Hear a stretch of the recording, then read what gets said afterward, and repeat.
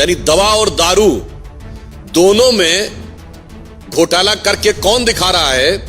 स्वघोषित भारत रत्न विभूषित, जिन्होंने अपने को ही भारत रत्न दे रखा है, कट्टर ईमानदारी का। तो मैं कह सकता हूं कि विपश्यना के ध्यान से लेकर और चुनाव प्रचार तक की समस्त नाटकीयता के मध्य कट्टर ईमानदारी का यह किरदार पूरी तरीके से तार तार हो गया है।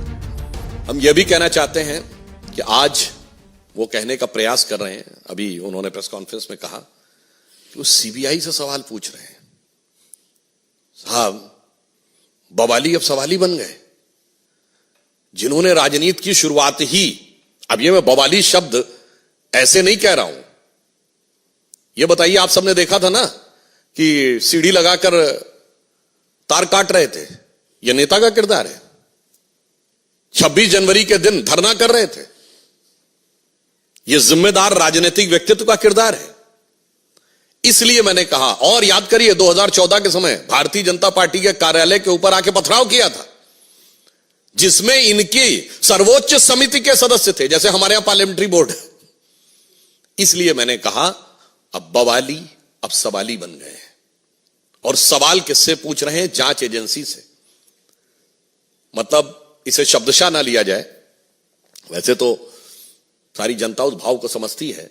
हिंदी में एक कहावत होती ना कि उल्टा चोर कोतवाल को डांटे। आज उसी किरदार को वो दिखाने का प्रयास कर रहे हैं।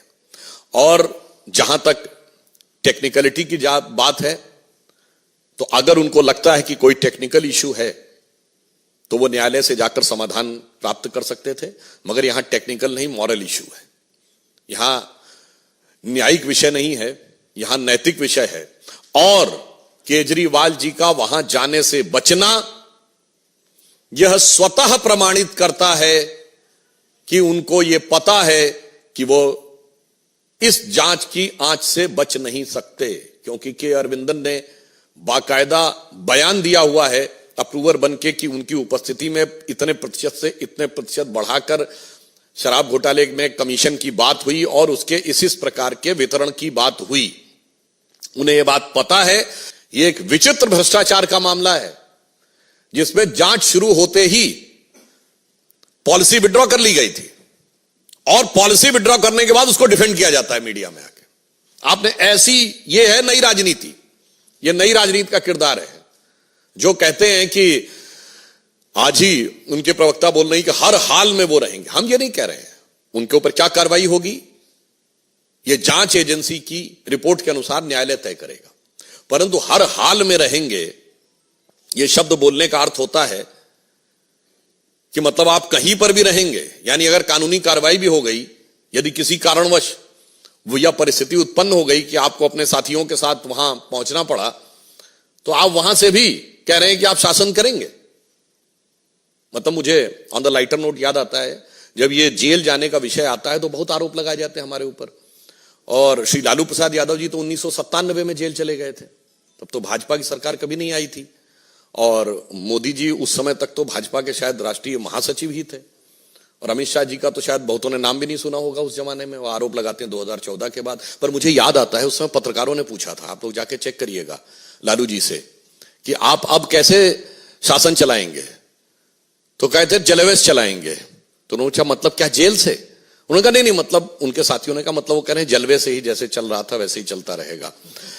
मगर आज तो लग रहा है जो आम आदमी पार्टी के नए किरदार में तो ये वाकई कह रहे हैं हम जलवेश चलाएंगे। इसलिए मैं सिर्फ ये कहना चाहता हूं कि अरविंद केजरीवाल जी को इस जांच, दवा की जांच, मोहल्ला क्लिनिक के घोटाले के ऊपर जवाब देना चाहिए। और मैं समझ सकता हूं कि आप एजेंसी के पास जाने से इसलिए डर रहे हैं कि तेरी उल्फत में हूं बैठा इतने राज छुपाए कि अगर नजर मिले तो कदम डगमगाए। तो उन्हें पता है कि जैसे ही सवालों से नजर मिलेगी तो कदम डगमगा जाएंगे। परंतु एक बात बहुत स्पष्ट हो गई है कि भारत की व्यवस्था, न्याय व्यवस्था और मतलब नैतिक, राजनैतिक और संवैधानिक तीनों पक्षों के ऊपर नई राजनीति का किरदार तार तार हो गया है।